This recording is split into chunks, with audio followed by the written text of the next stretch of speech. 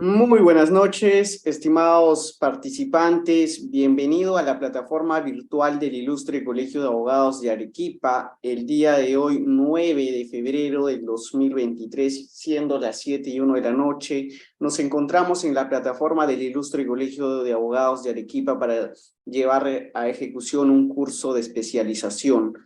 Contamos en la sala con el doctor Uriel Astete, coordinador académico del Ilustre Colegio de Abogados de Arequipa, y de igual manera con nuestro profesor capacitador, el doctor Jorge Céspedes. Invitamos al coordinador académico, doctor Uriel Astete, para que pueda dar las palabras de bienvenida y la presentación del programa correspondiente a estos 3 largos días que nos va a tener en el curso de contrataciones. Muy bien, muchas gracias, Clinton. Muy buenas noches con todos los participantes. Sean bienvenidos a este curso especializado organizado por el Colegio de Abogados de Arequipa. Un curso muy importante no solo para quienes trabajan o laboran en la administración pública, ¿no? Sino también para muchos otros profesionales que se encuentran vinculados a esta materia, ¿no? Contrataciones con el Estado, que es una materia especial y que hace buen tiempo ha tenido un gran desarrollo. Bien, este curso, como ustedes ya habrán visto, el brochure, y que nuevamente lo vamos a pasar, está dividido en 3 sesiones, ¿no? La sesión de hoy, la sesión de mañana y la sesión de el día sábado. Así es que esperamos que todos puedan estar participando y a quienes están solicitando la certificación, siempre les recomendamos que puedan dar la asistencia cuando salga el link en un debido momento de la sesión. Sin más, quiero también dar las gracias al doctor Jorge Céspedes, nuestro invitado, de quien, pues, como expositor vamos a obtener valiosos conocimientos, unos para reforzar, otros para conocer. Sin más preámbulo, quiero terminar con esto y aperturado este curso de especialización de contrataciones con el Estado y darles nuevamente la bienvenida y espero, pues, que pueda ser de gran utilidad para ustedes. Sin más, me despido. Te paso, Clinton, para continuar con esta sesión. Muchísimas gracias, doctor Uriel Astete, coordinador académico del Ilustre Colegio de Abogados de Arequipa, quien está dando el día de hoy las palabras de inicio a nuestro curso de contrataciones. Brevemente vamos a explicarles un curso especializado en contrataciones con el Estado que se va a desarrollar el 9, 10 y 11 de febrero con un valor total de 40 horas académicas y nuestro docente capacitador es el doctor Jorge Céspedes. El temario que se va a desarrollar en estas 3 fechas, el módulo 1 comprende marco normativo de las contrataciones del Estado, módulo 2, el expediente de contratación y el último módulo, la ejecución contractual. Son los módulos que se van a desarrollar con nuestro docente capacitador, el profesor Jorge Enrique Céspedes, abogado con más de 30 años de experiencia en contrataciones con el Estado, egresado de la Universidad San Martín de Porres, cuenta con estudios de maestría en Derecho Civil y Comercial por la Universidad Nacional Federico Villarreal y estudios en la maestría en Investigación y Docencia Universitaria de Leipzig. Se ha desempeñado como profesor ordinario de la Universidad Nacional Mayor de San Marcos y Universidad Nacional Federico Villarreal, especializado en temas de contrataciones con el Estado, Derecho Comercial. De igual manera se ha desempeñado como magistrado del Tercer Juzgado Civil de Lima Norte, y secretario de confianza en la Corte Suprema de Justicia. Buenas noches, estimado profesor Jorge Céspedes. Es un gusto siempre tener a tan destacado docente en esta materia de contrataciones con el Estado. Le deseamos muchísimos éxitos en estas 3 largas gestiones. Gracias por estar con el Ilustre Colegio de Abogados de Arequipa. Buenas noches, profesor. Muy buenas noches, Clinton. Muchas gracias. Antes que nada, agradecer al Ilustre Colegio de Abogados de Arequipa por tan gentil invitación, al coordinador académico, al doctor Uriel, al doctor Clinton, por permitirnos dirigirnos a ustedes el día de hoy. Y más que nada es un intercambio de ideas sobre este apasionante y polémico tema de las contrataciones públicas en el Perú.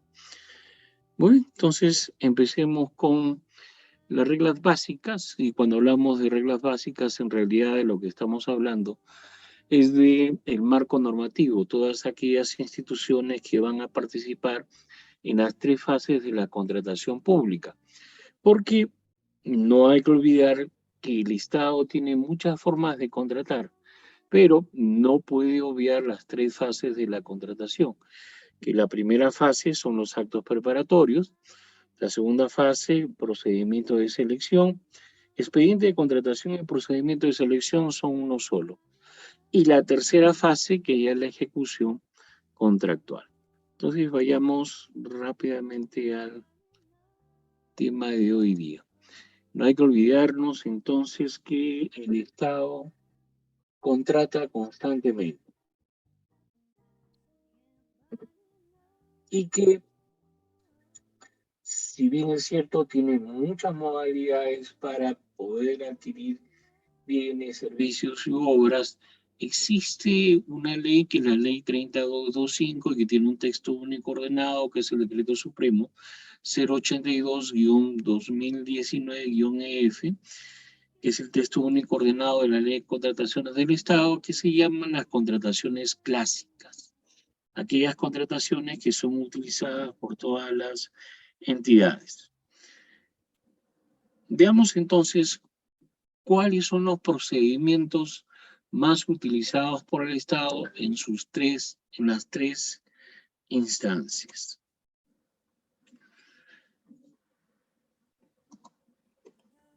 Muy bien. Entonces, la primera forma son los llamados procedimientos clásicos, regulados por la ley 3225, que fue modificada por el decreto legislativo 1341 y el decreto legislativo 1444. Como estos modificaban grandemente, y en esencia, digámoslo así, el texto de la ley, entonces se optó por un texto único ordenado, que es el Decreto Supremo 082-2019-EF, que es el texto único ordenado, y que está reglamentado por el Decreto Supremo 344-2018-EF, que ha sufrido definitivamente varias modificaciones. Por ejemplo, ha sido modificado por el Decreto Supremo 377-2019-EF, por el Decreto Supremo 168-2020-EF, por el Decreto Supremo 250-2020-EF, el Decreto Supremo 162-2021-EF y el Decreto Supremo 234-2022-EF, que es la última modificatoria de los procedimientos clásicos. Cuando hablamos de procedimientos clásicos nos estamos refiriendo a la licitación pública, al concurso público, la adjudicación simplificada, la selección de consultores individuales, etc. Incluido está las compras directas del artículo 27 del texto único ordenado de la ley y el artículo 100 del reglamento de la ley. Otra forma que tiene el Estado de comprar, que está regulado por el decreto legislativo 1018, es el catálogo electrónico del acuerdo marco. Cuando hablamos de un catálogo electrónico del acuerdo marco, ¿a qué nos estamos refiriendo? En principio, el catálogo electrónico, como su nombre lo dice, es un catálogo en el cual existen diferentes bienes que pueden ser adquiridos por las entidades, desde bienes y servicios hasta consultorías. ¿Okay? Mucho cuidado, catálogo electrónico. Pero ¿por qué se llama acuerdo marco? Se llama acuerdo marco porque la Central de Compras Perú Compras, que es la cabeza normativa del catálogo electrónico del acuerdo marco, todos los años o cada determinado tiempo va a convocar un procedimiento de selección para que determinados proveedores puedan venderle a las entidades dentro del catálogo electrónico del acuerdo marco. Es decir, va a ser un procedimiento de selección donde se va a elegir aquellos proveedores que reúnan los requisitos para que puedan proveer, por ejemplo, papel, para que puedan proveer papel, puedan proveer cuestiones de emergencia, como carpas, colchones, frazadas, etc. Este es un mecanismo que está siendo utilizado por el Estado casi un 40% del volumen de las compras. Esto implica que es sumamente importante conocerlo. Este catálogo electrónico del acuerdo marco que tiene, digámoslo así, compras menores y compras mayores. Y las compras mayores que son a partir de 100.000 soles hacia arriba, sin límite alguno. Muy bien, perfecto. Entonces, no hay ningún problema aquí. Es un catálogo, abro mi laptop, quiero comprar laptop, entonces abro el catálogo electrónico del acuerdo marco, veo si existe lo que se llama o está dentro de el listado de bienes y servicios que la Central de Compras Perú Compras siempre publica en el SEACE, y de acuerdo a eso veo si existen proveedores para la laptop. Como van a existir, voy a elegir a quien más me conviene. ¿Okay? Mucho cuidado, son las órdenes de compra electrónicas. Y finalmente, otra forma que tiene el Estado de adquirir bienes es a través de la Ley de Reconstrucción con Cambios, la Ley 30556. Y su reglamento, el Decreto Supremo 071-2018-PCN, cuya cabeza normativa es la Autoridad de Reconstrucción con Cambios. ¿Cuál es la ventaja de estar en el Sistema Nacional de Reconstrucción con Cambios? Es que una de las grandes ventajas es que los procedimientos de selección son más breves. Por ejemplo, una licitación pública se puede llevar a cabo entre 5 a 7 días. Y eso es lo interesante y lo importante, además de lo adecuado para una entidad que quiere llevar a cabo rápidamente la adquisición de bienes, servicios u obras. Aquí también se habla de los IOA, que son las inversiones de la optimización para la rehabilitación, etcétera, de determinados bienes y servicios, los IOA. Mucho cuidado con ellos. Muy bien, perfecto. Y no el gran problema, sino el escollo aquí es que para poder utilizar la Ley de Reconstrucción con Cambios, tenemos que estar, eso sí, dentro del Sistema Nacional de Reconstrucción con Cambios. Casi un 76% de las entidades a nivel nacional se encuentran dentro de ese sistema, que tiene dos mecanismos. Te pueden dar o otorgar directamente el presupuesto, o en todo caso pueden efectuar intervención. Es decir, a través de un decreto supremo autorizar a la Autoridad de Reconstrucción con Cambios para que pueda, por ejemplo, reconstruir una carretera o rehabilitar una carretera. Entonces, estos son los tres mecanismos más utilizados por el Estado para la adquisición de bienes, servicios u obras. Los procedimientos clásicos, en general, además de las normas que hemos hablado, están reguladas por su cabeza normativa, que es el OCE. ¿Okay? No hay que olvidarnos del OCE, que es el organismo supervisor de las contrataciones del Estado, que regula también aspectos de las contrataciones públicas a través de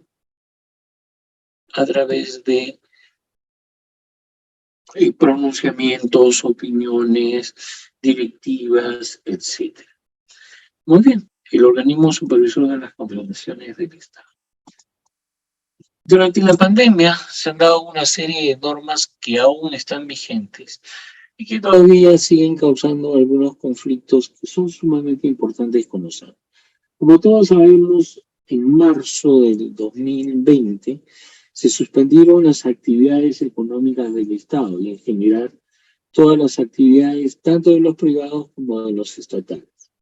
Sin embargo, estos se reanudaron el 17 de mayo del año 2020 a través de un decreto supremo 080-2020-PCM, que ordena la reanudación de las actividades.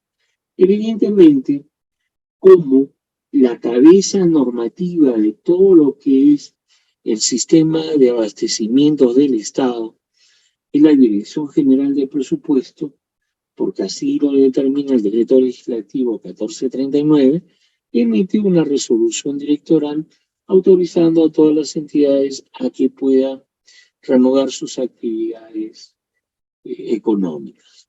¿Muy bien? Entonces, el gran problema era, por ejemplo, determinar cómo se podía levantar las actividades económicas de las obras, no se podía reanudar las obras. Entonces, el Estado emitió un decreto legislativo, el 1486, en cuyo artículo segundo establecía que se debía de incorporar en todas las obras el protocolo anti-COVID. Muy bien, evidentemente este protocolo anti-COVID tenía determinados costos que a veces podía cubrir la entidad y otras veces no. De tal manera que hasta la actualidad se sigue discutiendo sobre la aplicación del programa anti-COVID. Además de eso, otro de los problemas que se ha presentado es que debía de establecerse adecuadamente la ampliación de plazo y que la entidad podía aceptar lo que proponía el contratista o el ejecutor de obras en parte o en todo. El gran problema es que en algunos casos, casi en la mayoría de los casos, las entidades solamente admitieron el 50%, en otros casos el 75%, y hasta el momento todavía se encuentra en arbitraje en muchos de los casos. Muy bien, perfecto. El OCE, evidentemente, como se trataba de procedimientos clásicos, dio o expidió una directiva, la 005-2020-OCE/CI, por medio de la cual trató de reglamentar este artículo segundo del decreto legislativo 1486. Posteriormente se emitió el decreto supremo 103-2020-PCM, que nos habla del reinicio de los procedimientos de selección. Y lo único que estableció en este caso es que si no se podía incorporar el protocolo anti-COVID, simplemente debía continuarse con el procedimiento de selección. Nada más, lo único que daba.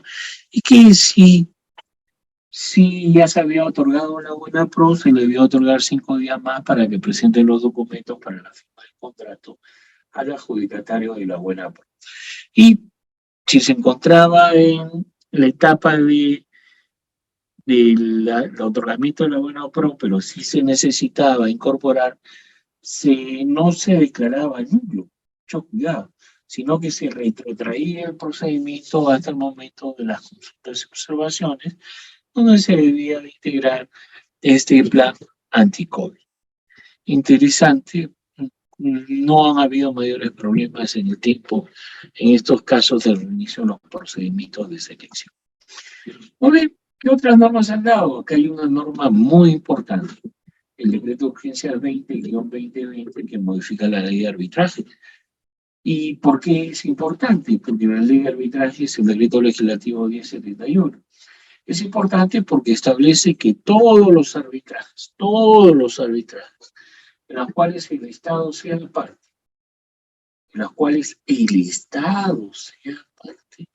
deben ser arbitrajes institucionales. Prácticamente ya no existen los arbitrajes ad hoc. Todos son arbitrajes institucionales, y es por eso que los colegios de abogados, los colegios de ingenieros están creando sus centros de arbitraje. En algunos casos los están reactivando. Y eso es lo interesante, porque permite que todos podamos ser árbitros dentro de estas instituciones arbitrales. Muy bien. Asimismo, en el año 2020 se emitió el decreto de urgencia 021-2020 que crea el proyecto especial de inversión pública, que la gran característica es que se le da autonomía a este proyecto especial para que pueda continuar con sus actividades.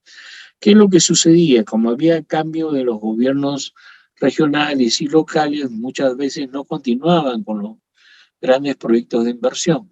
Entonces, lo que trató de hacer este decreto de urgencia es darles autonomía para que tengan su propio presupuesto y una autonomía en cuanto a la ejecución del mismo. Muy bien, ese ha sido uno de los aspectos importantes en la época de Vizcarra, del presidente Vizcarra. Posteriormente se emite el decreto supremo 119-2020-F, que crea, se expide el reglamento del procedimiento de selección del proyecto especial de inversión pública. Posteriormente, es el mismo 2020, se emite el decreto supremo 168-2020 que modifica el reglamento de la ley de contrataciones del Estado, que lo que hace en realidad este decreto supremo 168 es darle mayor participación a las MIPES, a las pequeñas y microempresas. De tal manera que si voy a participar en una adjudicación simplificada y me están pidiendo 100 de experiencia, puedo presentar solamente el 25%. Además, si estoy inscrito en el REMIPE, puedo pedir un 5% de bonificación por participar en el procedimiento de selección. Posteriormente se emitió el decreto supremo 250-2020. Este decreto supremo 250 es importante porque establece que la Junta de Resolución de Disputas es para todas las obras a partir de 5 millones. ¿Funciona? Sí funciona. La Junta de Resolución de Disputas es una creación de los contratos NEC japoneses y que establece que ambas partes van a nombrar un adjudicador, es decir, alguien que pueda solucionar un problema. Y estos dos, es decir, el adjudicador de parte de la entidad y el adjudicador de parte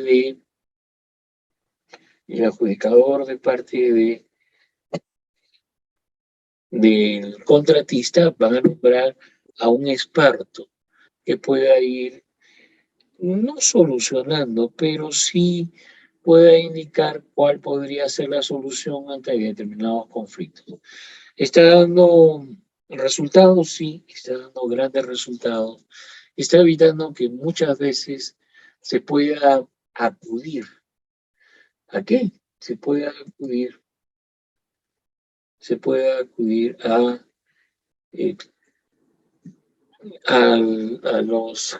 las formas de resolución de conflictos clásicos como la conciliación o como el arbitraje. Muy bien, si alguien había levantado la mano, por favor, siéntase en la libertad de efectuar las preguntas cuando crean pertinentes. No hay ningún problema. En el momento que crean pertinente o al final. Muy bien, perfecto. Luego, siguió el decreto de urgencia 070-2020, que es un decreto de urgencia sumamente importante, en el cual se establece que las cartas fianza tienen vigencia hasta el 31 de diciembre del 2020. Luego se pide el decreto supremo 162-2021-EF, que modifica básicamente el artículo 49 del reglamento de la ley de contrataciones del Estado y incorpora lo que se llamaba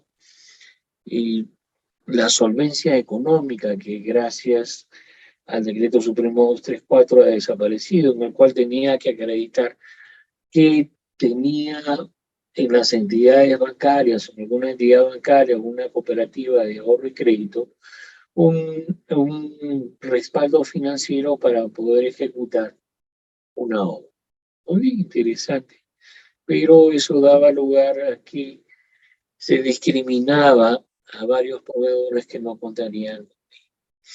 Luego se dio el decreto de urgencia 063-2021, el decreto de urgencia 102-2021, que lo que establecieron en realidad era que en lugar de la carta fianza se podía solicitar la retención del 10%, que definitivamente pone en grave riesgo a la entidad por las grandes inversiones que en algunos casos se dan. Muy bien.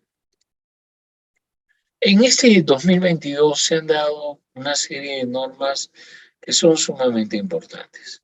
Por ejemplo, el Decreto Supremo 234-2022-EF, que modifica el reglamento de la Ley de Contrataciones del Estado y que esencialmente modifica el artículo 49 del reglamento de la Ley de Contrataciones del Estado, desapareciendo ¿qué cosa? ¿Qué es lo que va a desaparecer? Lo que va a desaparecer es esta acreditación de la solvencia económica y eso permite que todos puedan participar en los procedimientos de selección. Posteriormente se da la ley 31.535 que modifica el artículo 50 de la ley de contrataciones del Estado y que establece que si se tiene una inhabilitación,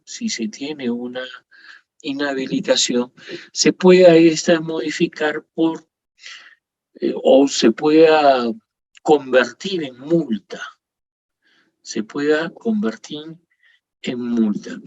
Evidentemente, solamente es para las multas. ¿Okay? Ojo, se va a convertir en multa. La inhabilitación se va a convertir en multa. Pero aquí el aspecto esencial es que puedo solicitar este cambio solamente si han habido problemas en la productividad por efecto de la pandemia. Nada más. Mucho cuidado con este tema. ¿Okay? Ahora, ¿ha sido reglamentada la ley 31.535? Sí, a través del Decreto Supremo 308-2021-EF de diciembre del año 2022. ¿Ok? Hay que tener mucho cuidado en este aspecto. Estamos esperando que exista una reglamentación que pueda permitir ese cambio. Muy bien, después tenemos el decreto de urgencia 020-2022 que en el artículo segundo de este decreto de urgencia permite que hasta el 31 de diciembre del año próximo pasado se podía, en lugar de las cartas fianza o de las pólizas de caución, solicitar la retención del 10%, sea el monto que sea. Cuidado con ello. Mucho cuidado. Muy bien, luego tenemos la ley 31.589, que es una ley interesante, dada en octubre del año 2022, por medio del cual se permitía a las entidades que pudieran continuar con aquellas obras en las cuales se haya resuelto el contrato o se haya declarado nulo, aun cuando hayan estado en arbitraje. Interesante, muy interesante, pero aquí en realidad lo que nos interesa es el artículo o los artículos finales. ¿Por qué? Porque aquí se establece cómo deben solicitarse las medidas cautelares en un arbitraje. Mucho cuidado con la ley 31.589. Muy bien, perfecto. Sigamos avanzando. Esas fueron las normas durante el 2022. ¿Cuál es un uso normativo del Sistema Nacional de Arbitraje? Ya sabemos que la cabeza de serie o la cabeza normativa del Sistema Nacional de Arbitraje es la Dirección General de Abastecimiento, que se regula por el Decreto Legislativo 1439, que establece y determina que todos, el OCE, la Central de Compras Perú, la Autoridad de Reconstrucción con Cambio, el Tribunal de Contrataciones, etcétera, todos deben formar parte de la Dirección General de Abastecimiento. Incluso dentro de las disposiciones finales se establece que el personal podía acogerse a determinados beneficios si es que no querían continuar dentro del sistema nacional, de abastecimiento. Muy interesante, pero no existe la voluntad de cumplir con ello. No ha existido esta voluntad y se ha mantenido el OCE diferente de la Central de Compras Perú, diferente de la Dirección General de Abastecimiento. Otro órgano normativo es el OCE, que para los procedimientos clásicos, y que regula las compras clásicas a través de directivas, a través de opiniones o a través de pronunciamientos. Ya sabemos que las opiniones se van a dar cuando se solicite alguna consulta al OCE y los pronunciamientos cuando se resuelva alguna elevación de bases. Todos ellos evidentemente están debidamente coordinados para que no exista contradicción entre los mismos. Luego tenemos el Tribunal de Contrataciones del Estado, que depende administrativamente del OCE, pero que es independiente y que resuelve en el recurso de apelación los otorgamientos de la buena pro. Asimismo, impone sanciones a los proveedores que hayan incurrido en alguna falta del artículo 50 del texto único ordenado de la ley. Luego tenemos la Central de Compras Perú, Compras, que regula todo lo que son los catálogos electrónicos del acuerdo. No se olviden que la norma principal es el decreto legislativo 1018 y que también está regulado por el reglamento de la Ley de Contrataciones del Estado. Y finalmente tenemos la Autoridad de Reconstrucción con Cambios, que regula todo lo que es la Ley de Reconstrucción con Cambios, la Ley 30556, que es una de las más expeditivas. Muy bien, perfecto. Vamos a ver quiénes intervienen en una contratación pública. Evidentemente existen dos lados, existen dos posiciones dentro de las contrataciones públicas. La entidad pública, mucho cuidado, la entidad pública, que en la actualidad, de acuerdo al artículo 3º y siguientes del reglamento de la ley, tiene que ser elegido para contratar en general, ¿okay? La entidad pública. Y evidentemente los proveedores, que pueden ser personas naturales o jurídicas, nacionales o extranjeras. Mucho cuidado. Pero lo interesante es que en la actualidad, para poder participar, aun cuando sean compras menores a 9 UITs y aun cuando sean personas jurídicas extranjeras,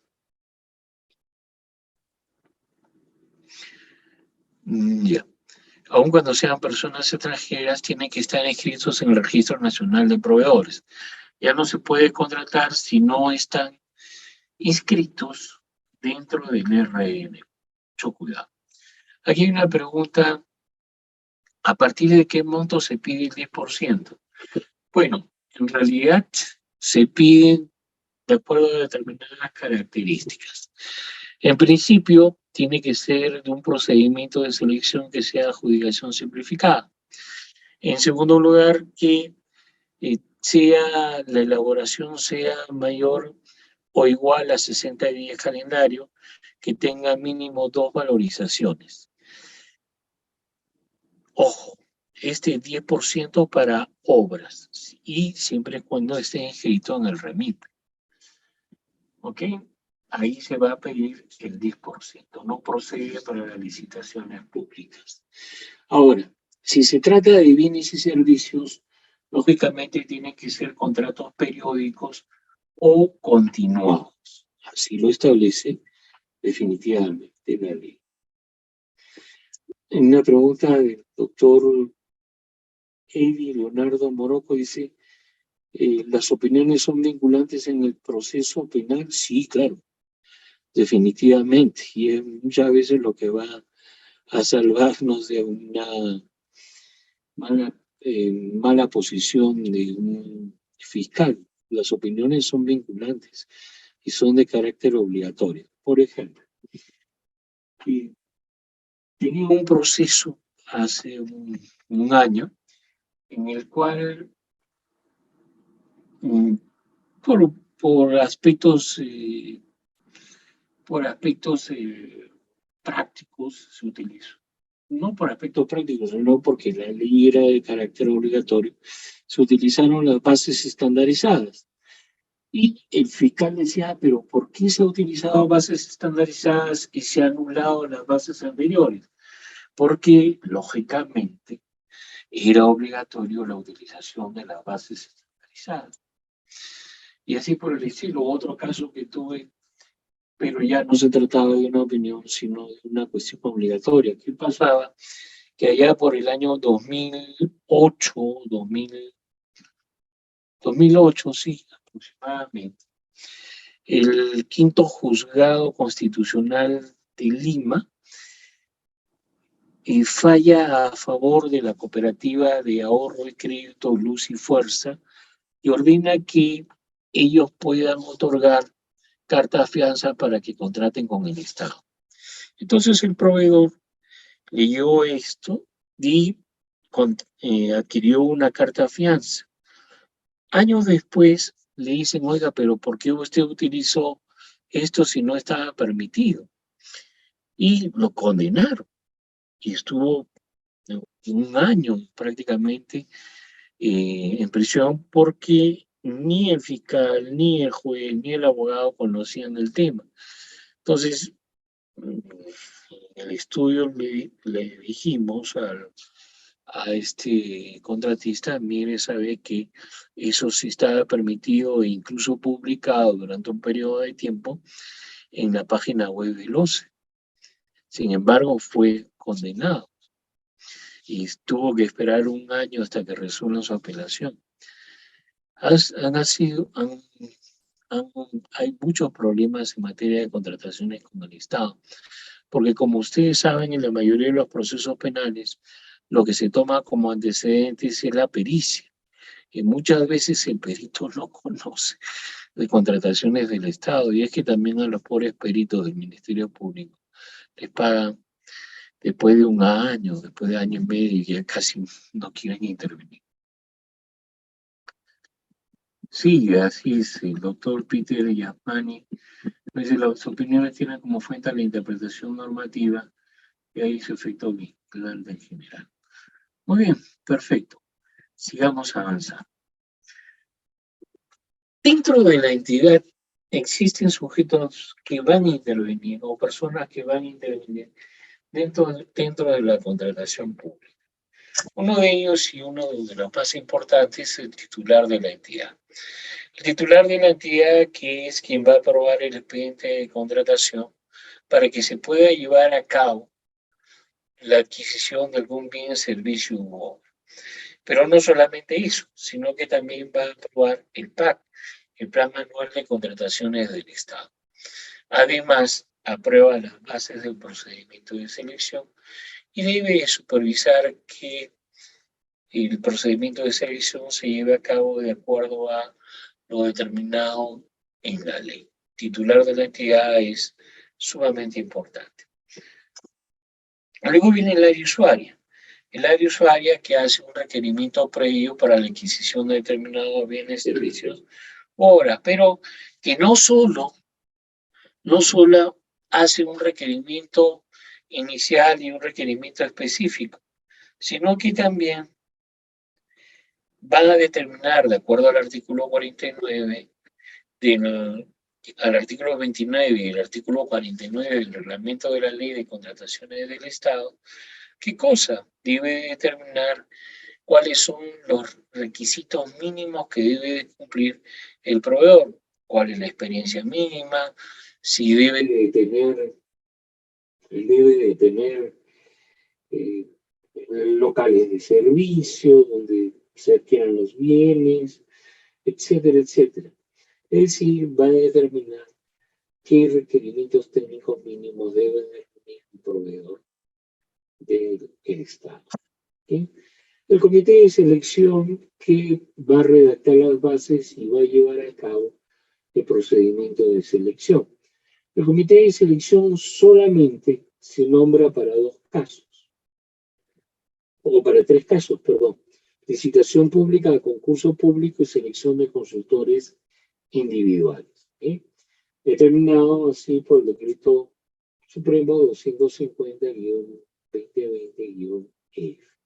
Pero aquí el pivo de las contrataciones públicas dentro de una entidad es evidentemente el órgano encargado de las contrataciones. Mucho cuidado. El órgano encargado de las contrataciones que lleva a cabo los actos preparatorios, elabora el PAC, además pide los requerimientos, va a elaborar el consolidado de requerimientos, etcétera. Este órgano encargado de las contrataciones que antes supervisaba la ejecución contractual, porque ahora lo hace el área usuario, pero que en la práctica sigue supervisando estos elementos y que va a preparar o debe solicitar los documentos necesarios para la firma de un contrato. Y que al final se convierte en uno de los funcionarios más importantes de la entidad. ¿Sí? Muy bien, ¿cuáles son las condiciones esenciales para ser proveedor? Primero tiene que estar inscrito en el RNP. ¿Okay? Ya no hay forma de obviarlo. Tiene que estar inscrito en el Registro Nacional de Proveedores. Como ya sabemos, el Registro Nacional de Proveedores tiene 4 registros. El registro para bienes, es decir, quienes quieren venderle bienes al Estado tienen que inscribirse dentro de ello. Y eso sí es de carácter esencial. Entonces, si quiero ser proveedor de bienes, tengo que inscribirme en el RNP para bienes. Si es para servicios, tengo que inscribirme en el RNP para servicios.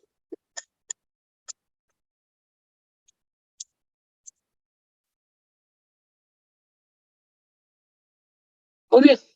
Si es para consultor de obras, evidentemente, en el registro de consultores de obras. Y si es para ejecutor de obras, evidentemente, en el registro de ejecutor de obras. ¿Puedo inscribirme en 2 o más? Sí, no hay ningún problema, no es contraproducente.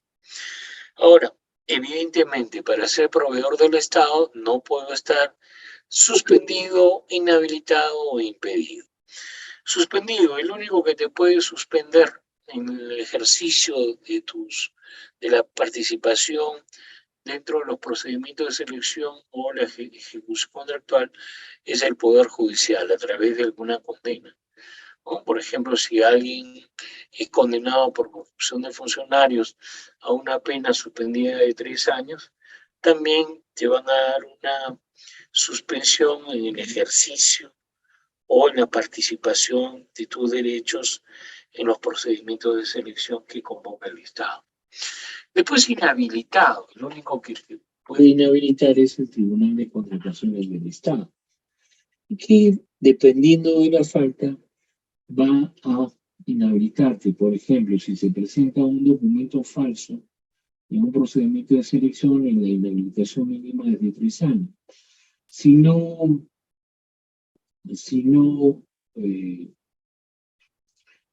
no presentas los documentos para la firma del contrato, te van a imponer una multa.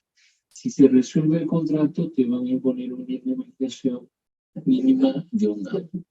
Después, o impedido. Los impedimentos están previstos en el artículo 11 del texto único ordenado de la Ley de Contrataciones del Estado. No pueden contratar los congresistas, no pueden contratar los ministros, viceministros, el presidente, la fiscal de la Nación, el Contralor General de la República, el defensor del Estado. Están impedidos de contratar. Evidentemente, este impedimento alcanza al 2º grado de afinidad y el 2º grado de consanguinidad. Hay una pregunta de la doctora Kimberly Taya Salazar. Dice, Las órdenes de servicio emitidas por las municipalidades tienen su órgano de control en caso de incumplimiento del el órgano de control es el el órgano de control interno. Evidentemente es nombrado por la Contraloría General de la República.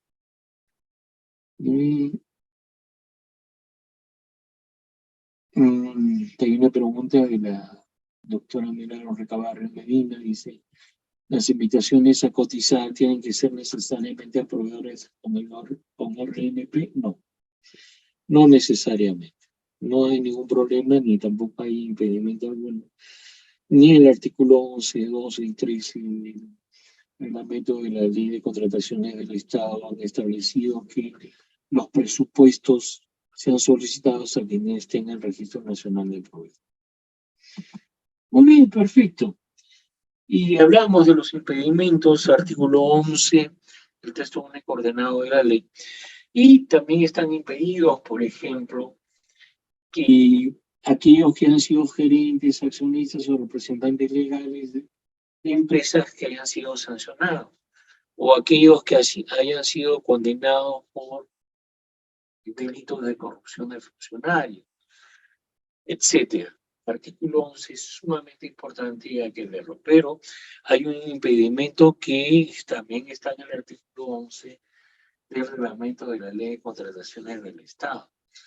Y es que cuando no exista una actualización de la información financiera por parte de los ejecutores de obra, ellos no pueden participar en los procedimientos de selección. Mucho cuidado, artículo 11.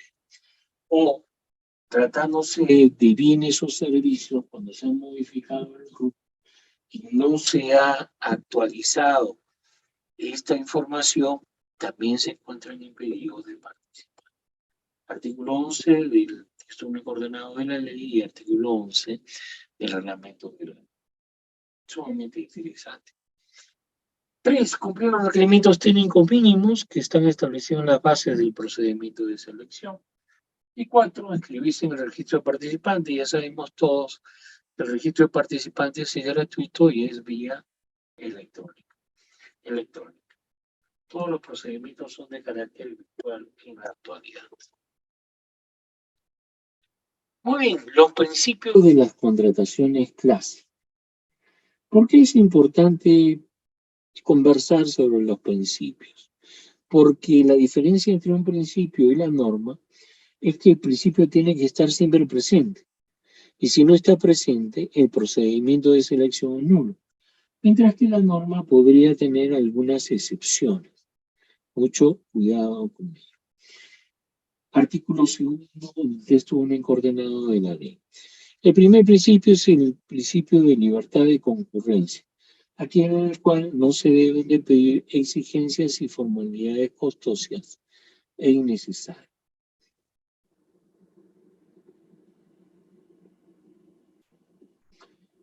Aquí una pregunta del doctor Jorge Guillén Cáceres, dice, ¿una resolución administrativa de una entidad que resuelva un contrato puede dar lugar a inhabilitación? Sí, claro.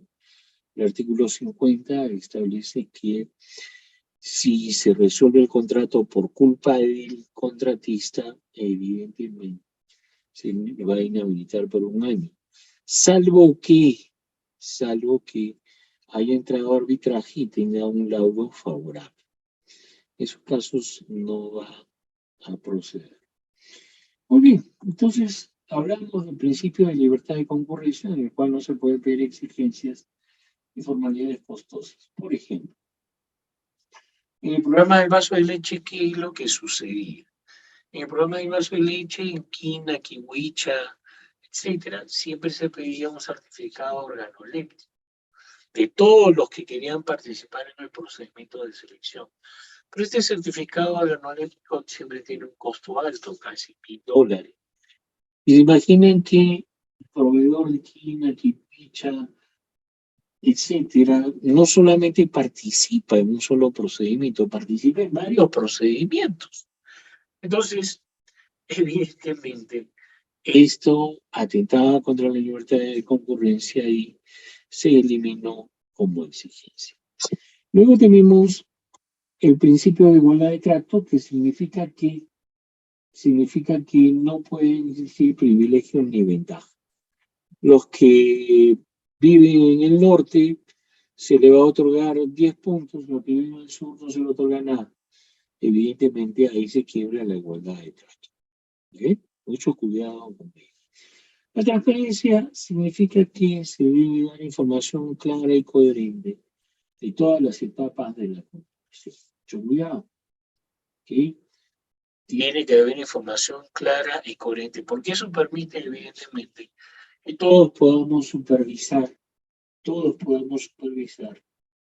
los procedimientos de selección. ¿Okay?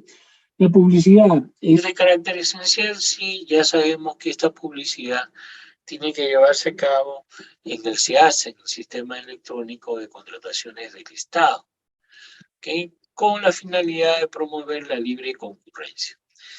Muy bien, mucho cuidado, si no se publica en el SIAS, el procedimiento de selección es nulo.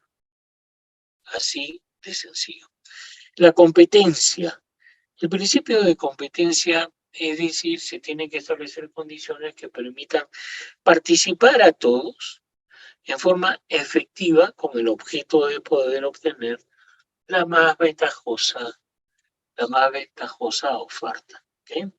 Por ejemplo, los de polo azul no pueden participar y los de polo rojo sí pueden participar. Ahí se quebraría el principio de competencia. El principio de eficacia y eficiencia. El principio de eficacia significa que se van a utilizar los procedimientos determinados en la ley. Y el principio de eficiencia está también vinculado a un principio que es el principio de oportunidad que está previsto en el artículo 3º del decreto legislativo 1439 y que nos dice que la adquisición de bienes, servicios y obras tiene que ser oportuna y efectiva para satisfacer el bien público. Por ejemplo, imagínense ustedes si se convocaba una licitación pública para la adquisición de vacunas anti-COVID. Hasta este momento estaríamos discutiendo este procedimiento de selección mientras se apelan, van al Poder Judicial, se declara la nulidad, sería una locura. Entonces, a veces hay que efectuar compras públicas directas, ¿no? Contrataciones directas al respecto.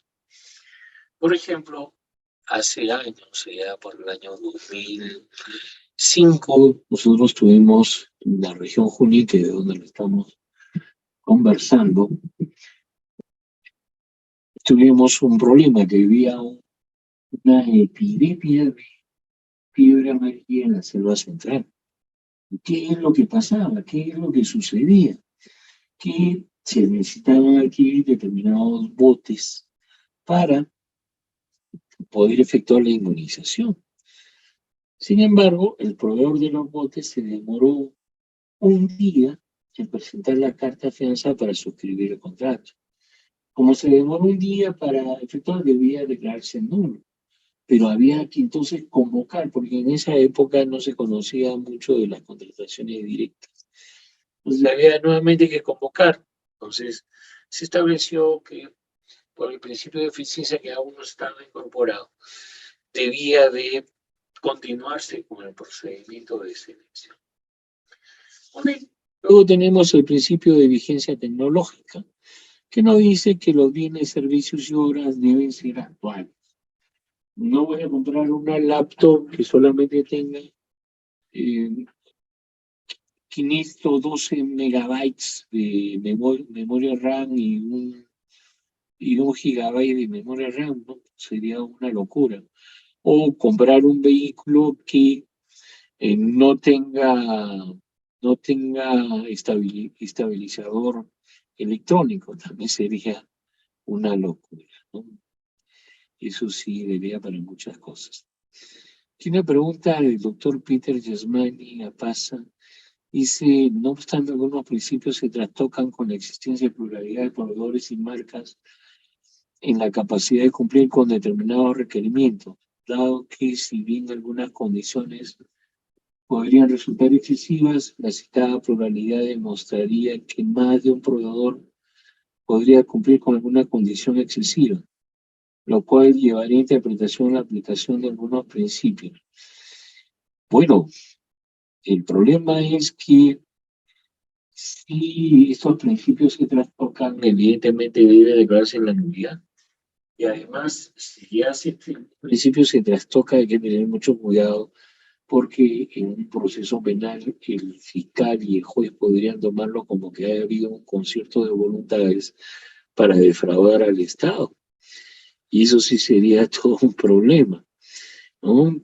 Hay que tener mucho, mucho cuidado. Uno de los grandes problemas en contrataciones con el Estado es que hay que cuidarse mucho porque de llegar a un proceso penal, primero que el proceso penal demora pues 3, 4 años y muchas veces los procesos en el Poder Judicial también demoran otro tanto. Entonces hay que tener mucho, mucho cuidado y guardar siempre todos los documentos que sean delicados y que sean necesarios para que sean necesarios para poder determinar la existencia de un fraude al Estado. Hay que tener mucho cuidado. Por ejemplo, yo tuve un caso hace mucho tiempo en el cual en las bases del procedimiento de selección se solicitaba que sean publicidad o afines. Entonces, como no, el perito no lo había leído, porque esa es la verdad, dijo, no, acá se habían puesto de acuerdo para defraudar al Estado, porque era una empresa que se dedicaba, si bien es cierto, a la impresión. Ahí en las bases se pedía publicidad, pero no leyó que decía fines, y este fin evidentemente nos hablaba de este aspecto del, del fraude, de la corrupción al Estado. Muy bien, hay que tener cuidado, hay que tener mucho. La pregunta es, en las compras directas del artículo 27 y artículo 100 del reglamento, ¿se quebranta el principio, los principios, los procedimientos de selección? No.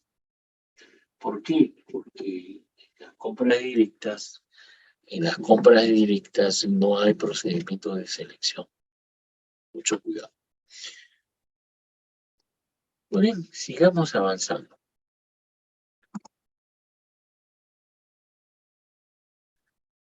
Acá hay otra pregunta también del doctor Guillén. ¿Qué sucede cuando en la oferta del catálogo electrónico se oferta un producto con determinadas características y que no ha sido actualizado con un nuevo producto que cumple con la mayor parte de requisitos? Se puede solicitar a la central de compras Perú Compras que existe una oferta ventajosa fuera del catálogo electrónico si le pueda permitir establecer un procedimiento de selección o una compra directa. Se puede hacer, está dentro del reglamento de la ley. Que o me exoneran del catálogo electrónico o autoríceme a un procedimiento de selección. Nuevo, porque no reúne, lógicamente, los requisitos que la entidad está pidiendo. Muy bien, preguntas muy interesantes. El principio de sostenibilidad ambiental y social es un principio por medio del cual simple y sencillamente, tiene que llevarse con el ambiente y con la sociedad. Por ejemplo, no voy a construir un estadio al lado de un hospital. Evidentemente sería una locura. ¿Okay? Y si es ambiental, por ejemplo, no voy a construir eh, una ciudad tipo Las Vegas en un parque ecológico. Eso sería una.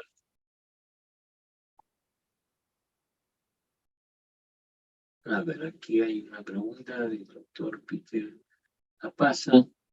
Pero si se revisan los criterios de la Dirección de Gestión de Riesgos en diversos pronunciamientos, estos no se producen en la vulneración de la libertad de concurrencia, dada que la entidad demostraría la existencia de pluralidad.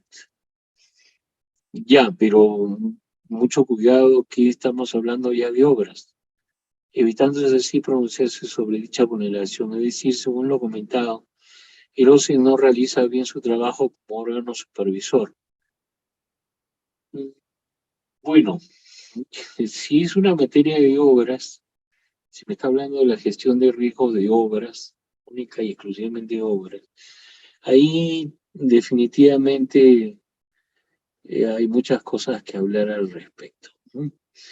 Evidentemente un elemento que vulneraba la libertad de concurrencia era esta famosa carta de solvencia económica, entre otros más que pueden existir, ¿no? Entre otros más. Muy bien, no hay que olvidar que en la actualidad es el OCE que hace las bases estandarizadas y que determina también el puntaje que se va a otorgar a cada uno de los puntos que puedan acreditar los participantes. Entonces hay que tener un poquito de cuidado en este sentido. Muy bien, perfecto. El principio de equidad. El principio de equidad no se aplica, ¿sí? No se aplica para el procedimiento de selección. El principio de equidad se aplica única y exclusivamente en la etapa de la ejecución contractual y determina que la entidad debe velar porque las prestaciones y obligaciones sean igualitarias entre las partes que intervienen.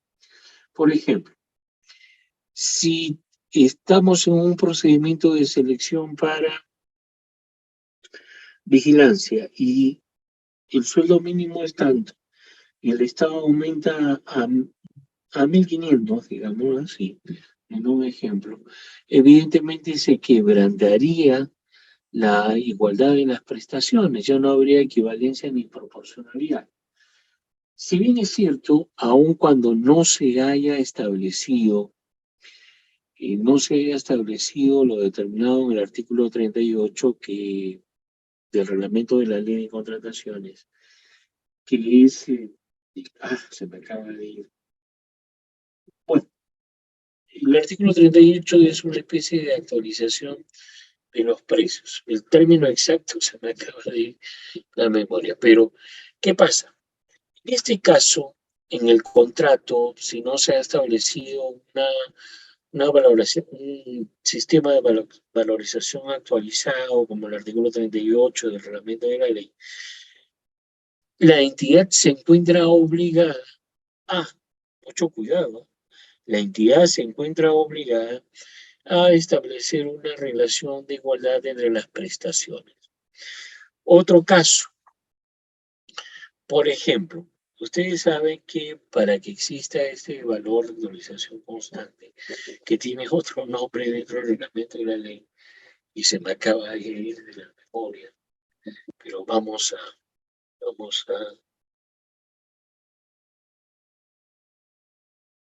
a verlo ahorita mismo, para no quedarnos en el vacío.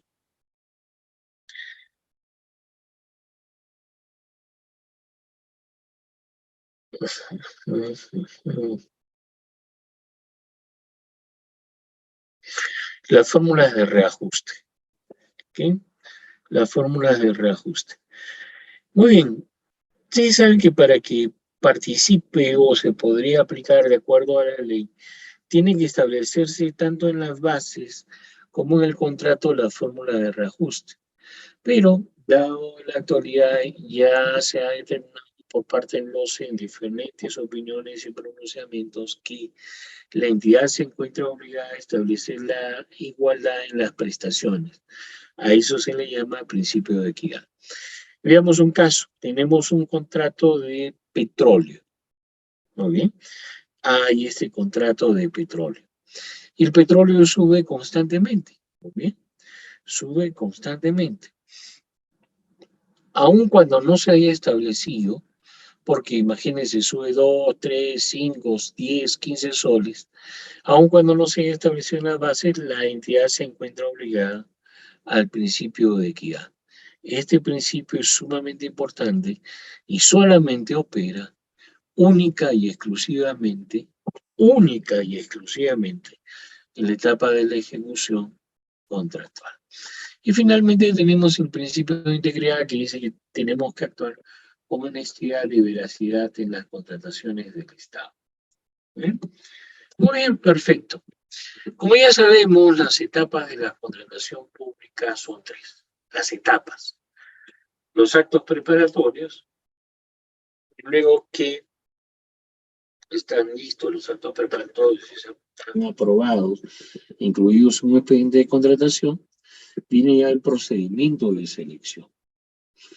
Una vez adjudicada la buena pro, vendrá la ejecución contractual, ya es decir, la firma del contrato y evidentemente el cumplimiento de las obligaciones que se dan dentro del.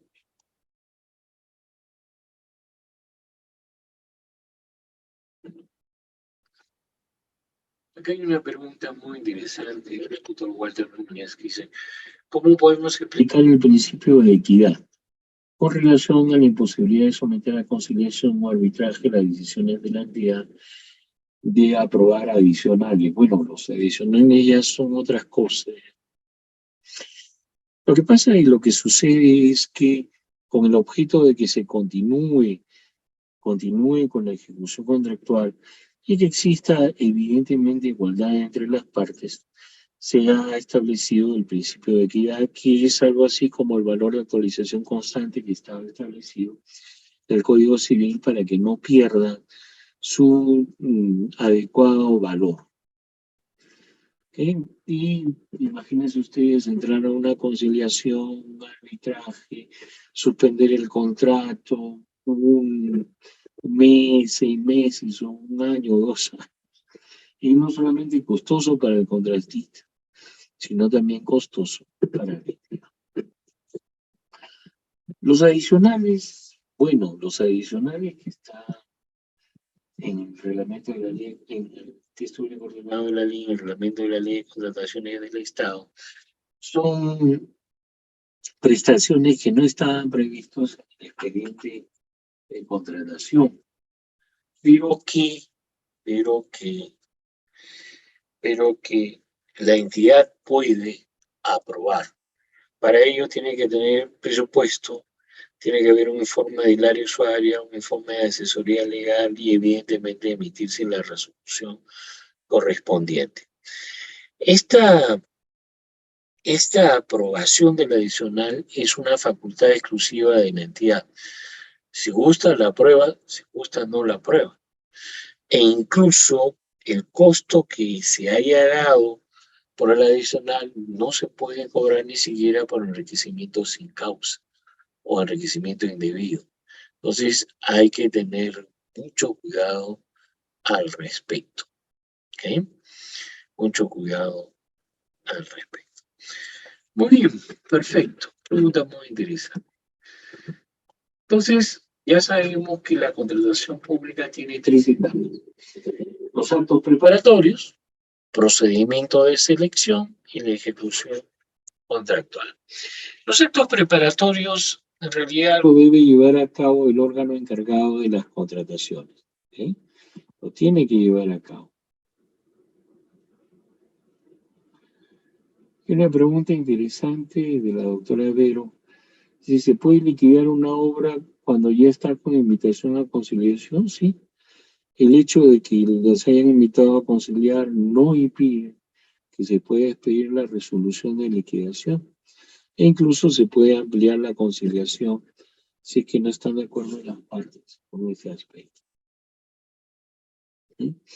Muy bien, los actos preparatorios son actos administrativos previos al procedimiento de selección y que van a conformar lo que se llama el expediente de contratación, que va a estar a cargo del órgano encargado de las contrataciones. Lo primero que tiene que tener una entidad para convocar un procedimiento de selección es el PEI y el POI. ¿Qué es el PEI y qué es el POI?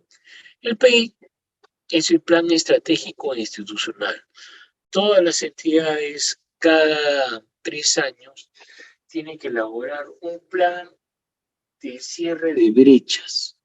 Por ejemplo, voy a cerrar la brecha de educación, adquiriendo los materiales necesarios para que se prepare. Y anualmente la entidad tiene que elaborar el POI, el Plan Operativo Institucional, que debe llevarse a cabo dentro de un año. Y dirá, voy a cerrar la brecha de educación, para la cual voy a adquirir libros, voy a construir un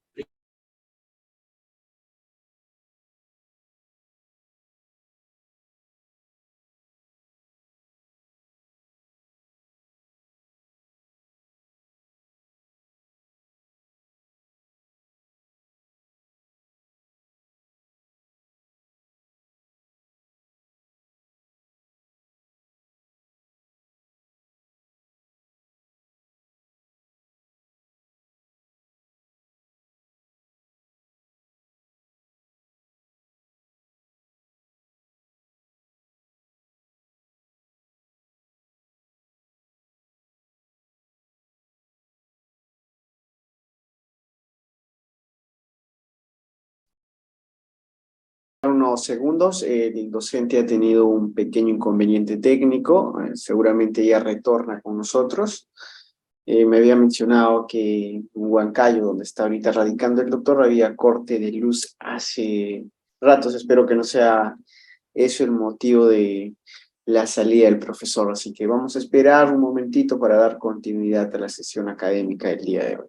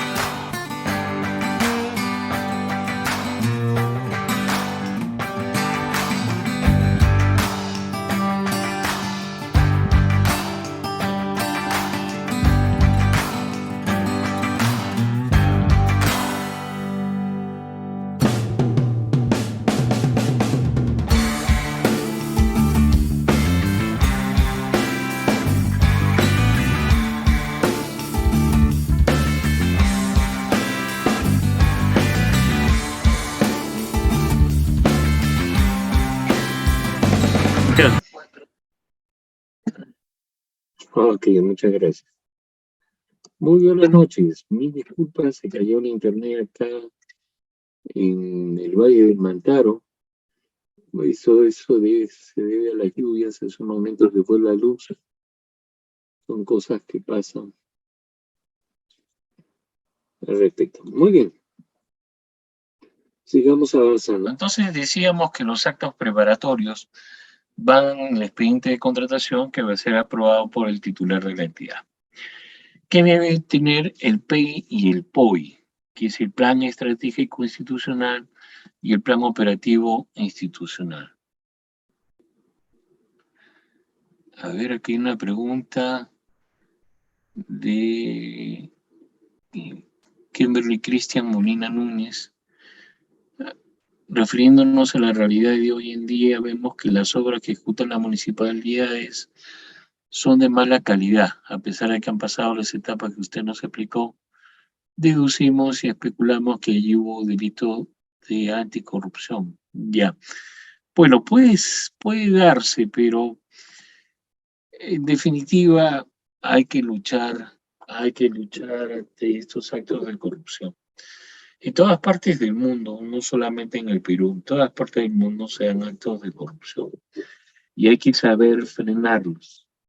Por ejemplo, la apelación es uno de ellos. O por ejemplo, en una adjudicación simplificada en que no hay elevación de bases, me voy y a efectuar una denuncia a la subdirección de riesgos y hay que presionar para que salgan antes del otorgamiento de la buena pro. Es decir, hay armas para poder luchar contra ellos. ¿Okay? Hay que tener mucho cuidado al respecto. Muy bien, el PEI y el POI que tienen que estar publicados en el CNPLAN. Y luego, una vez que tengo ello, pido el presupuesto institucional de apertura, que lo voy a solicitar. ¿A quién? Lo vamos a solicitar al Ministerio de Economía y Finanzas. Y si lo aprueba el Ministerio de Economía y Finanzas, ya tengo un presupuesto que va a operar para todo el año. Evidentemente, para la elaboración del PIA, previamente tengo que haber tenido un cuadro de necesidades. El cuadro de necesidades que debe elaborar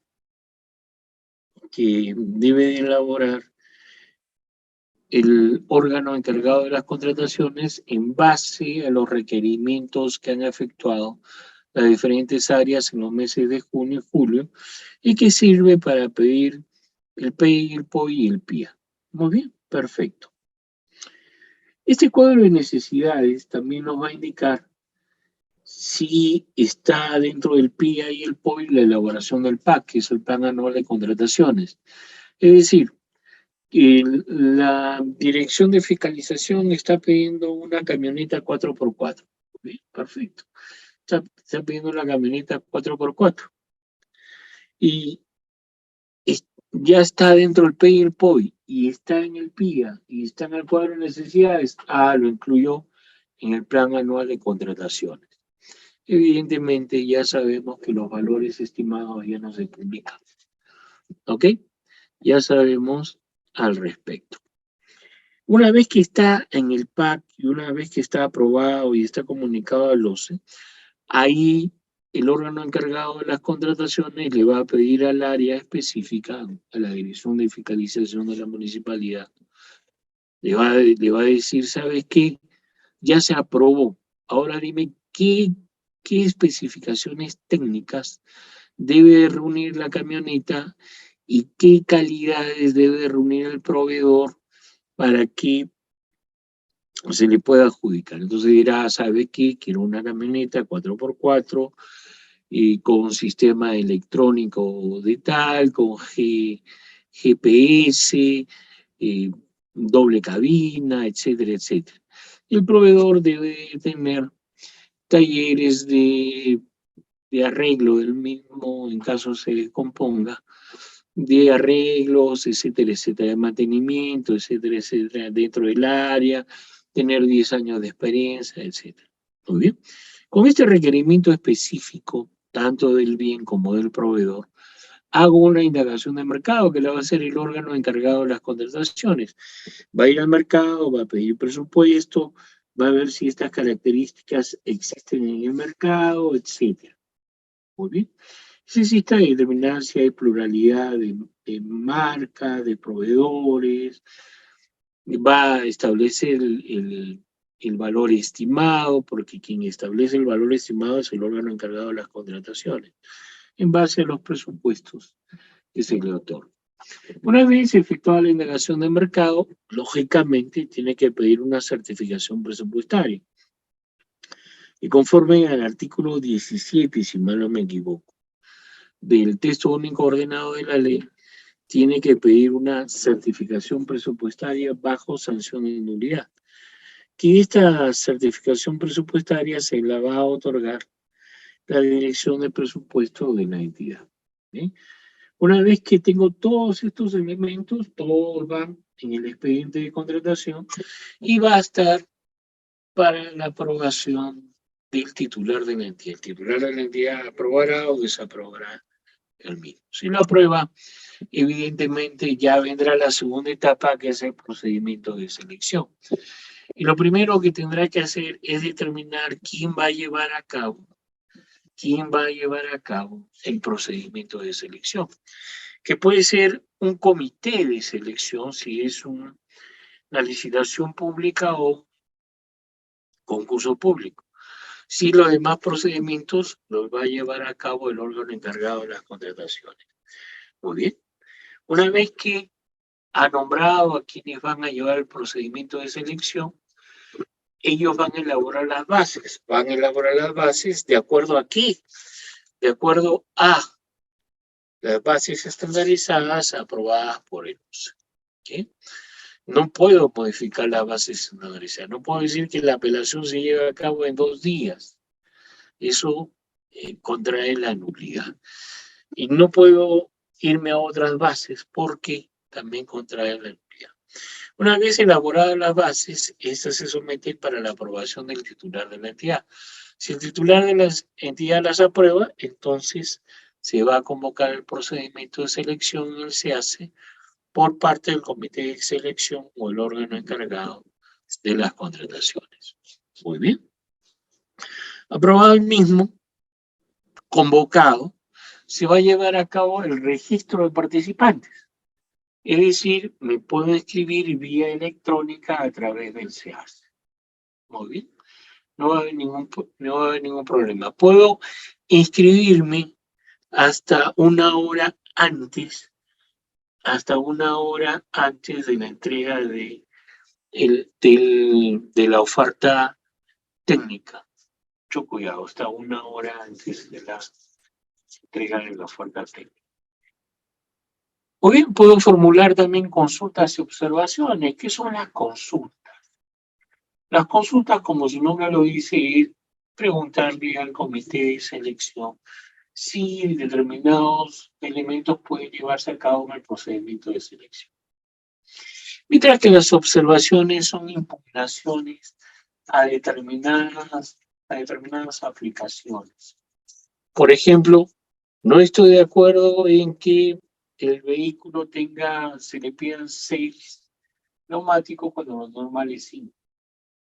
Esa es una observación, no es una consulta, es una observación. El comité de selección o el órgano encargado de las contrataciones absuelve estas consultas a través de un pliego de absolución de consultas y observaciones que lo va a publicar en el SEAS. Muy bien. Y en la licitación pública y en el concurso público, si no estoy de acuerdo con lo resuelto por el comité, pido la elevación de bases, es decir, que se eleven las bases al OCE para que el OCE resuelva sobre estas consultas y observaciones. ¿Sabe que están pidiendo 8 neumáticos cuando lo normal es que el vehículo tenga 5? 4 que sirven constantemente y 1 de repuesto. Muy bien, entonces el OCE podría decir, ¿sabe qué? Sí, tiene razón. Y si el OCE dice, sí, tiene razón, porque ojo, el OCE tiene 12 días para resolver, y pido la elevación de base directamente al comité, ¿ok? Ellos tienen que elevar. Y si el OCE dice, sí, tiene razón, entonces el OCE va a integrar las bases, ¿ok? Mucho cuidado.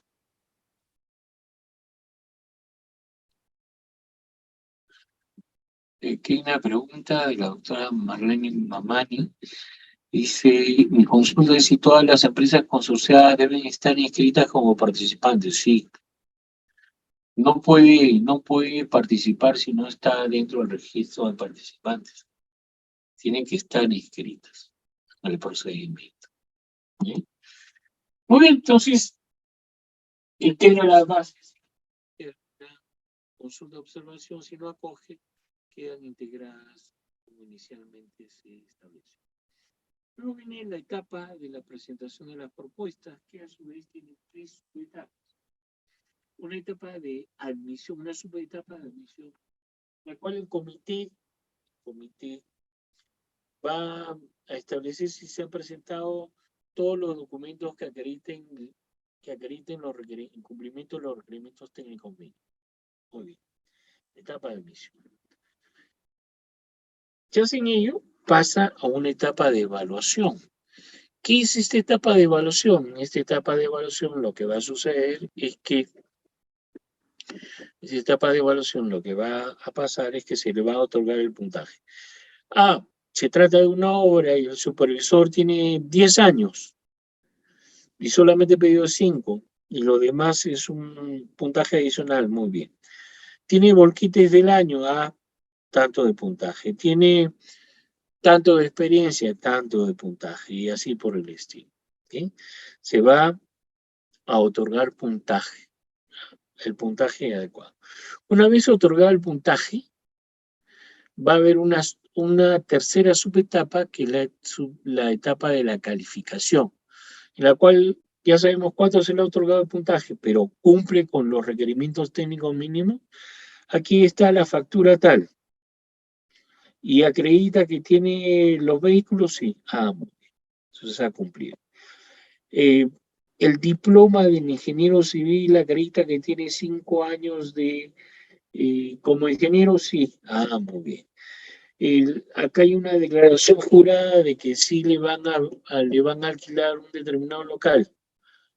¿Cumple con las bases? Sí, perfecto. Entonces no va a haber ningún problema. ¿Okay? Y quien tenga el mayor puntaje y la calificación adecuada, a ese le va a otorgar la buena. Otorgada la buena pro. Si esta buena pro ha quedado consentida o existiendo una resolución administrativa que resuelve favorablemente, ya viene la tercera etapa, que es la ejecución contractual. Pero ¿qué pasa si no estoy de acuerdo con el otorgamiento de la buena pro? Viene la apelación. La apelación está determinada en el artículo 117 del reglamento de la ley de contrataciones del Estado. Y puede resolver la entidad cuando es igual o menor a 50 UIT. Cuando mayor a 50 UIT resuelve el tribunal. ¿Okay? Resuelve el tribunal. Evidentemente una apelación tiene que estar adecuadamente fundamentada para que se pueda resolver por parte del tribunal en forma favorable. Por ejemplo, ¿no? Yo tuve un caso en el cual se le habían apelado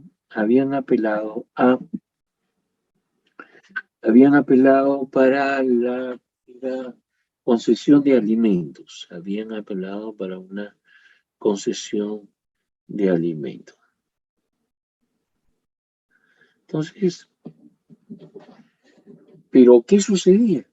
Sucedía que el apelante de la buena pro, porque era por 30 millones de soles para la alimentación de la red de salud, de Lima, creo, sí, la red de salud de Lima. Entonces, habían apelado de la buena pro. Pero ¿qué sucedía? Que en el RUC del apelante había modificado el domicilio. Antes eran Las Palomas, tal, y ahora eran Los Pollitos, tal. Muy bien. Y de acuerdo al artículo 11 del reglamento de la ley de contrataciones del Estado, si no has actualizado la información del RUC, no puedes participar, estás impedido. Entonces estaba impedido de poder participar y evidentemente apelar y perdió sus 200.000 soles de 200.000 soles como garantía de apelación. Aquí una pregunta de Pedro, dice, el plazo de la apelación. Si se trata de licitación pública o concurso público, se puede otorgar una pro. Si se trata de adjudicación simplificada, 5 días hábiles. Si se trata de nulidad, si se trata de nulidad, sí.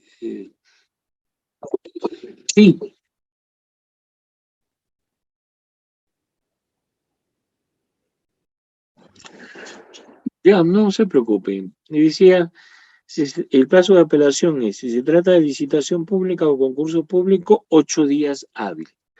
Si se trata de adjudicación simplificada, 5 días hábiles. ¿Ok? No hay ningún problema al respecto. Muy bien, sigamos avanzando. Entonces, una vez que me han otorgado la buena pro, ya viene la etapa de la ejecución contractual. Pero antes de ello, veamos qué tipo de procedimiento de selección ha contemplado la ley. El primero de ellos es la licitación pública, que es el más extenso, que debe de llevarse a cabo mínimo en 22 días y que admite lo que se llama la elevación a base. La licitación pública es única y exclusivamente para los bienes y obras. Luego tenemos el concurso público, que tiene casi el mismo esquema de la licitación pública y que también admite elevación a bases. ¿Okay? Mucho cuidado, admite elevación a bases y que debe llevarse a cabo mínimo en 22 días hábiles. Luego tenemos la adjudicación simplificada, que es para bienes, servicios u obras y que se puede llevar a cabo entre 5 a 7 días. Y la lleva a cabo única y exclusivamente el órgano encargado de las contrataciones. Mientras que la licitación pública del concurso público lo lleva a cabo el comité de selección, la adjudicación simplificada lo lleva a cabo el órgano encargado de las contrataciones. Luego la selección de consultores individuales, que es un procedimiento pequeño y que lo lleva a cabo el comité de selección. Luego tenemos la comparación de precios, que máximo hasta 15 UITs, y que es para compras de cosas cotidianas que no requieren de mayor intervención, camote, capas, y se le va a adjudicar a quien ofrezca el menor precio. Luego tenemos la subasta inversa electrónica, que es aquella que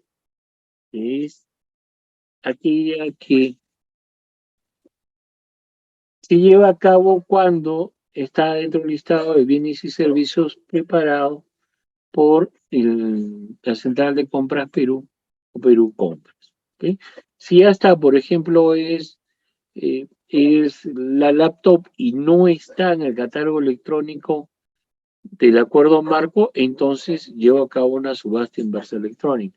Es arroz, por ejemplo, y todas las características del arroz ya están determinados en este listado.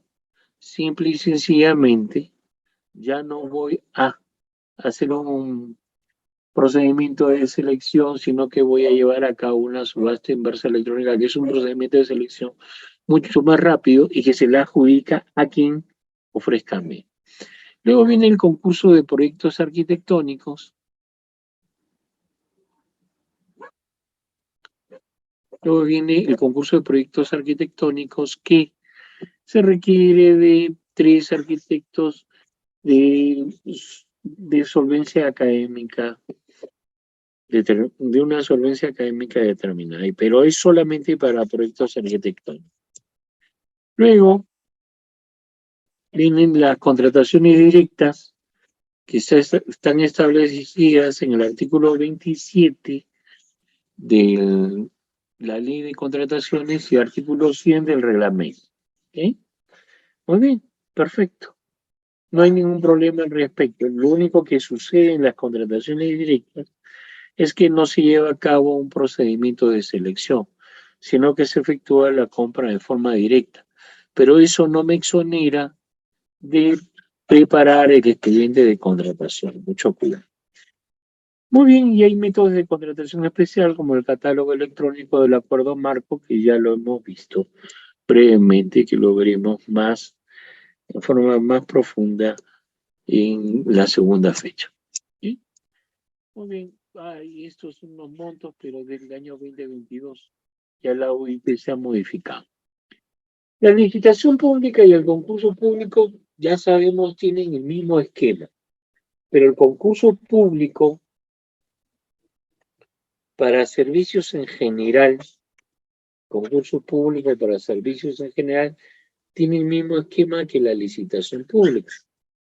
Cuando el concurso público sea para consultoría, se presentan dos expedientes, una oferta técnica y una oferta económica, que la vamos a ver en un momento. Entonces, en la licitación pública, la primera etapa es la convocatoria. La convocatoria que se hace en el SEACE, ¿sí? Y evidentemente lo hace el comité de selección. Tiene una segunda etapa que es el registro de participantes. Ya sabemos que me puedo escribir hasta una hora antes de la presentación de las ofertas. Una tercera etapa que es la formulación de consultas y observaciones. Yo puedo formular una consulta o puedo formular una observación que va a ser absuelta a través de un pliego de absolución de consultas y observaciones que va a ser publicada en la página web del procedimiento de selección. ¿Ok? Muy bien, se publica ahí, no hay ningún problema. Y si no estoy de acuerdo, pido una elevación de bases al OCE de Lima para que el OCE resuelva dentro de los 12 días. ¿Ok? Y si acoge el OCE, la Dirección Técnica Normativa la acoge, entonces va a integrar. Si no la acoge, quedan integradas como originalmente se estableció por parte del comité de selección. Luego viene la presentación de ofertas y ahí vendrá la admisión. Ya sabemos que hay una subetapa de admisión, la cual verifica que, no califica, verifica que se haya presentado o se esté acreditando los requerimientos técnicos mínimos. Luego vendrá la evaluación de las ofertas, en cual se da un puntaje determinado. ¿Ok? La evaluación de las ofertas. Se otorgará un puntaje. Y finalmente vendrá la calificación en el cual el comité determinará si cumple con los requerimientos técnicos mínimos. Ha presentado un arquitecto que tenga tanto de experiencia o ha acreditado que posee conos volquetes para el movimiento de tierras, etcétera. Y se otorgará la buena pro a quien obtenga el mayor puntaje.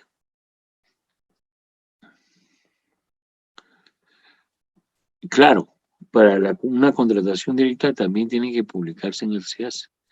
Eso es obligatorio. Hay que tener mucho cuidado al respecto. Muy bien, el concurso público para consultorías tiene el mismo esquema, ¿okay? Presentación para oferta, pero aquí en la presentación de ofertas se van a presentar dos expedientes, ¿okay? Una oferta técnica y una oferta económica. Una oferta técnica y una oferta económica. Mucho cuidado. Entonces, lo primero que se hace es determinar si cumple con los requerimientos técnicos mínimos. Si cumple con los requerimientos técnicos mínimos, si obtiene un puntaje mínimo de 80, entonces pasa a la siguiente etapa. Se va a evaluar la oferta económica. Ya sé que tengo 80 puntos en la oferta técnica. Ahora vamos a ver cuánto es mi oferta económica. También tengo tanto puntaje. Entre los dos voy a efectuar una sumatoria y obtendré un promedio. ¿Ok? Ahora va a haber una evaluación de estas ofertas. Y quien obtenga el mayor puntaje se le va a otorgar la buena pro. ¿Okay?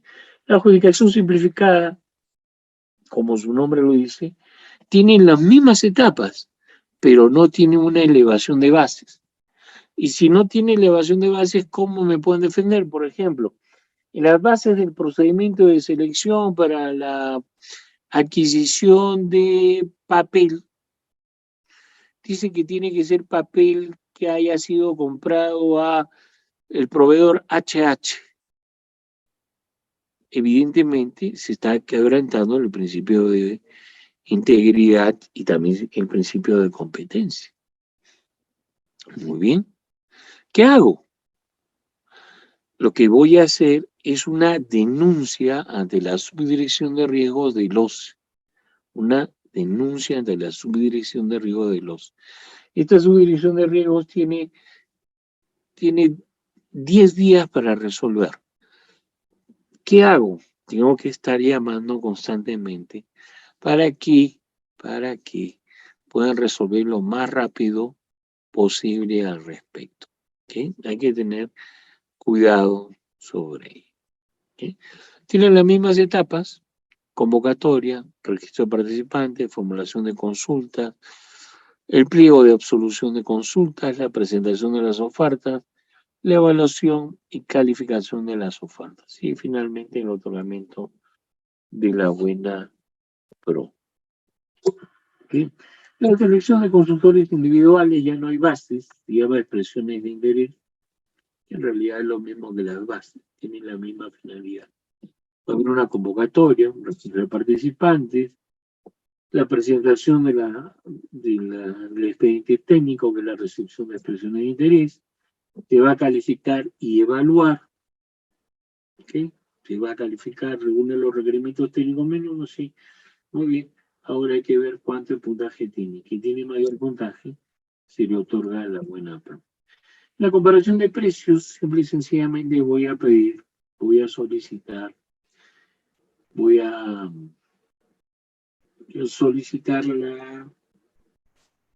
se me acaba de ir. Los presupuestos. Voy a solicitar, oiga, ¿cuánto me vende usted la papa? ¿Usted cuánto me vende la papa? Y que ofrezca menos. Y siempre que reúna los requerimientos técnicos mínimos, ahí le voy a otorgar la buena. ¿Sí? La contratación directa, que ya se nos ha vencido el tiempo y queda para el día de mañana.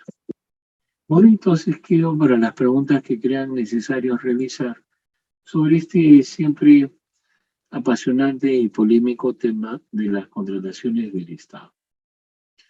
Pueden efectuar sus preguntas a través del chat o activando su micrófono. Primeramente, estimado profesor Jorge Céspedes, aprovecho la oportunidad para agradecerle por acompañarnos en este curso especializado en contrataciones que se va a desarrollar durante estos 3 días, con 2 horas académicas. Estamos pasando a la ronda de preguntas en estos momentos, tal como lo hizo el doctor Peter. Si es que quieren preguntar o tienen las dudas, lo pueden hacer a través del audio con la mano levantada o también como lo han estado haciendo a través del chat del Zoom. Buenas noches, doctor Peter, adelante con su pregunta.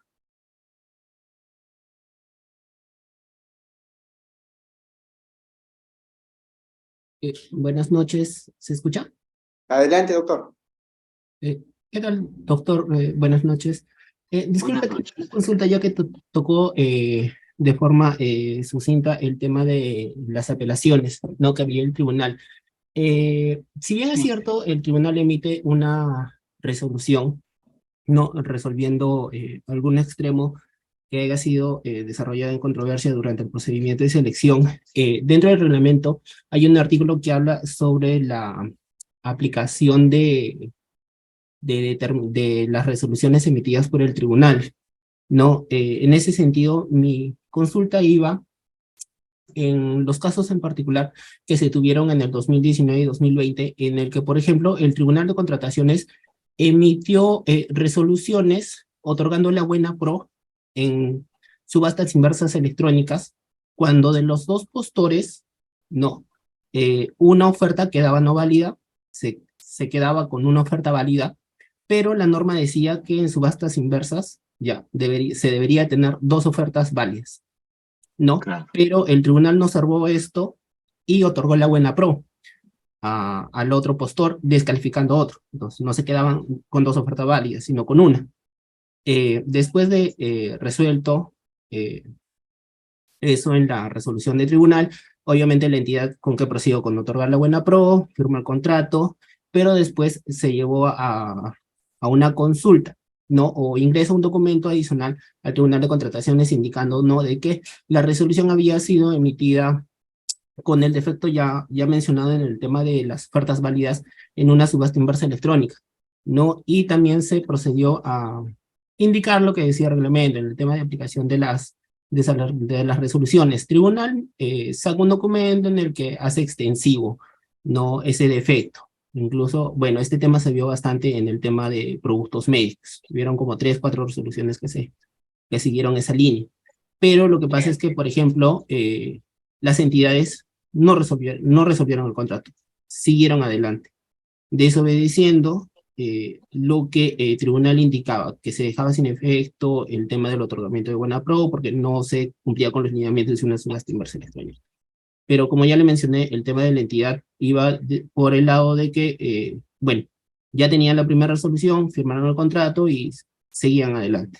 No, en estos casos, o sea, ¿quién cautela ese incumplimiento por parte, uno, la interpretación normativa que hizo tribunal, y dos, el tema de que la entidad siga en pie con una resolución emitida con algún defecto? Gracias.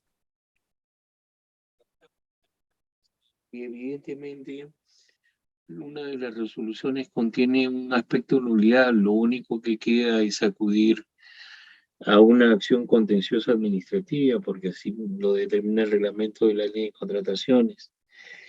Y ahí sí estaría sujeto al Decreto Supremo 011-2019-Justicia, ¿no?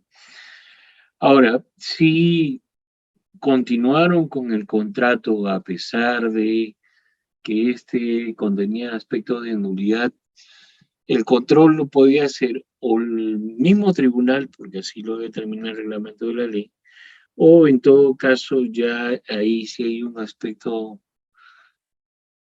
contiene algunos aspectos penales que sí estaríamos hablando de fraude. O, bueno, no fraude, sino de la existencia de corrupción.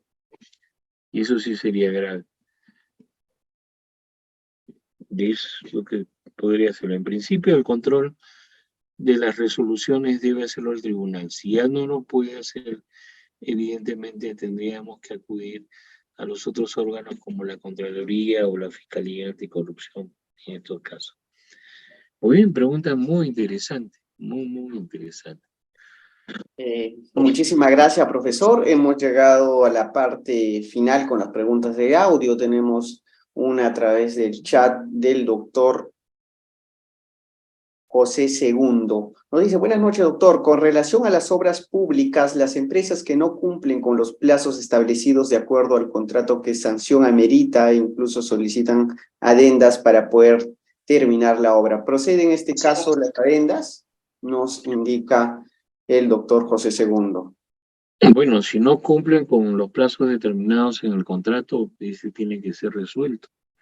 O en todo caso, lo más importante para la entidad siempre es terminar con la obra. Podría ser causar la intervención de la obra por parte de la entidad. Ahora, si no cumple por causas ajenas a la voluntad del ejecutor de obra o del contratista, evidentemente tendría que pedir una ampliación de plazo. Y ahí sí, en esta ampliación de plazo genera evidentemente una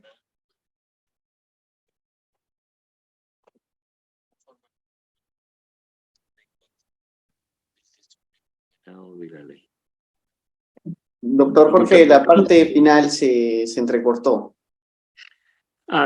Ya, le decía que si hay una ampliación de plazo y esta ampliación de plazo es aprobada, tendría que suscribirse una adenda conforme al artículo 34 del texto único ordenado de la ley. Muchísimas gracias, profesor. Es así como hemos llegado a la parte final del primer módulo en este curso especializado en contrataciones. Vamos a aprovechar, doctor, la oportunidad para presentar brevemente a los participantes que están a través de la sala de Zoom y de Facebook. El curso especializado en contrataciones con el Estado dio el inicio el día de hoy 9, se va a realizar el día 10 y 11 de febrero, realizándose entre horas de 7 a 9 de la noche, con la participación exclusiva de nuestro docente capacitador, el doctor Jorge Enrique Céspedes, docente con más de 30 años de experiencia en la materia. Son 3 módulos en la cual se ha abarcado el día de hoy el marco normativo. El día de mañana en el módulo 2 se abarcará el expediente de contratación y en el módulo 3 se abarcará la ejecución contractual. Quedan invitados a seguir participando. El tema de la ampliación de las inscripciones será comunicado a través de las páginas de ser posible y de no, también será, lo podrán saber ustedes a través de las redes sociales del Colegio de Abogados de Arequipa. Muchísimas gracias, profesor. Queremos aprovechar la oportunidad para pedirles unas últimas palabras y qué es lo que se va a aprender en este curso especializado. Bueno, el curso especializado, en este caso de 40 horas lectivas, lo que trata de hacer es de conversar sobre todas aquellas instituciones que se aplican en las contrataciones públicas en el país.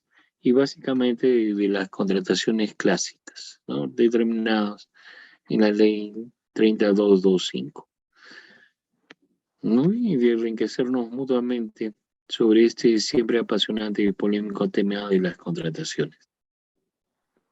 Muchísimas gracias, profesor. Le esperamos a todos los participantes el día de mañana. Gracias, profesor. Desde el Colegio de Abogados de Arequipa, hasta una próxima oportunidad. Hasta el día de mañana con el módulo 2. Muchas gracias. Hasta el día de mañana. Muy buenas noches, profesor.